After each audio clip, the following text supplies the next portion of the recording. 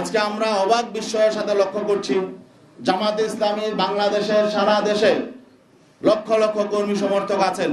আমরা জানি বাংলাদেশ জামাতে ইসলামী তাদের জন্মের পর থেকে একটা মৌলিক স্লোগান ছিল যে আল্লাহর আইন চাই, সৎ লোকের শাসন চাই। এখন যখন ক্ষমতায় যাওয়ার মতো অবস্থা তৈরি হয়েছে, তখন তারা আল্লাহর আইন থেকে সরে গেলেন। তারা প্রচলিত আইনে রাষ্ট্র পরিচালনা করবেন এই কথা যখন ঘোষণা করলেন, তখন আমাদের প্রশ্ন জাগে যে সারা বাংলাদেশে এই জামাতে ইসলামীর বাংলাদেশ জামাতে ইসলামীর নেতা কর্মীদের এই যে আবেগ অনুভূতি, এই বিষয়টার প্রতি তারা আসলে খেয়াল করে নাই। আমাদের যেটা মনে হয়েছে, তারা ক্ষমতাটাকেই একমাত্র মুখ্য মনে করছে। তো এখন আমরা আসলে তাদের ক্ষমতায় যাওয়ার পথে বাধা হতে চাই না। আমরা বিনয়ের সাথে বলতে চাই, আমরা এই প্রচলিত আইনে বিগত 54 বছর রাষ্ট্র পরিচালিত হয়েছে। এই প্রচলিত আইনে শান্তি প্রতিষ্ঠায়, কল্যাণ প্রতিষ্ঠায় প্রচলিত আইন ব্যর্থ হয়েছে। এই প্রচলিত আইন বৈষম্য তৈরি করেছে। অন্যায় অবিচারের মূল হলো প্রচলিত আইন। অতএব আমরা তো সবসময় বলে আসছি, প্রচলিত আইন পরিবর্তন করে সেখানে আল্লাহর দেয়া আইন এবং ইসলামের সুমহান আইন, যেটা সকলের জন্য সমান এবং ধর্মবর্ণ নির্বিশেষে সকলের অধিকার প্রতিষ্ঠা করবে, আমরা তো সেই আইন প্রতিষ্ঠার জন্য আন্দোলন করি।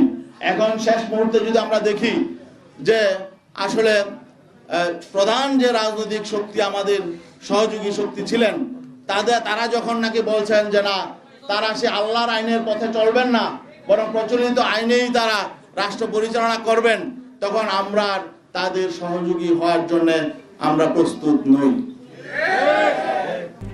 RICL TMX, যুগের পর যুগ স্থাপনা থাকে মজবুত।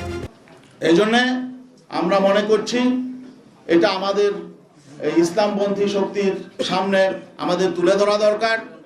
এই জন্য আমরা তাদের আবেগের প্রতি শ্রদ্ধা জানাই।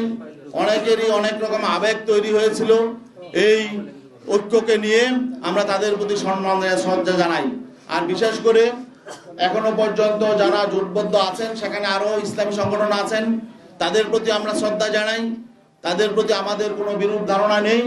তবে আমি তাদেরকে বিনয়ের সাথে অনুরোধ করব, তারা যাতে এই যে জামাত ইসলামীর প্রধান যে বক্তব্যটা দিয়েছেন, এইটার ব্যাপারে যদি তাদের নীতি আদর্শের সাথে সাংঘর্ষিক তারা মনে করেন, তারা যাতে একটু ক্লিয়ার হয়ে নেন। দুর্ভাগ্যজনক বাস্তবতা হলো, আমরা দেখলাম এক পর্যায়ে এসে সেই ইসলামপন্থী শক্তির ওয়ান বক্স থেকে কেউ কেউ এটাকে রাজনৈতিক স্বার্থ হাসিলের জন্য, ক্ষমতায় যাওয়ার একমাত্র লক্ষ্য বাস্তবায়নের জন্য এটাকে এই ধারা থেকে ভিন্ন দিকে নিয়ে যাওয়ার চেষ্টা চালাচ্ছে।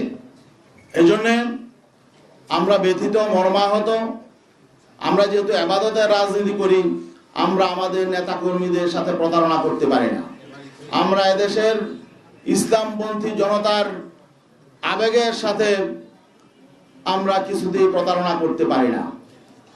আমরা যেহেতু ইসলাম প্রতিষ্ঠার জন্য, ইসলামের সুমহান আদর্শ প্রতিষ্ঠার জন্য, ইসলামের আলোকে কল্যাণ রাষ্ট্র প্রতিষ্ঠার জন্য আমরা দীর্ঘদিন যাবৎ এখানে কাজ করে আসছি। আমরা এর থেকে বিচ্যুত হতে পারি না। এই জন্য আপনারা লক্ষ্য করেছেন যে গতকালকে 11 দলীয় জোটের ব্যানারে, যেখানে আমরাও ছিলাম, সেখানে একটি সাংবাদিক সম্মেলন হয়েছে, সেখানে আসন বন্টন হয়েছে। সেখানে আমাদের এই যে দীর্ঘদিনের পথ চলা, 5ই আগস্ট পরবর্তী সারা দেশে আমরা ইসলামপন্থী শক্তি একসাথে করার জন্য যে চেষ্টা সাধনা করেছিলাম, আমরা দেখেছি যে শেষ পর্যায়ে এসে আমাদের যে লক্ষ্য ছিল, সেই লক্ষ্য অর্জিত না হওয়ার একটা সম্ভাবনা তৈরি হয়েছে।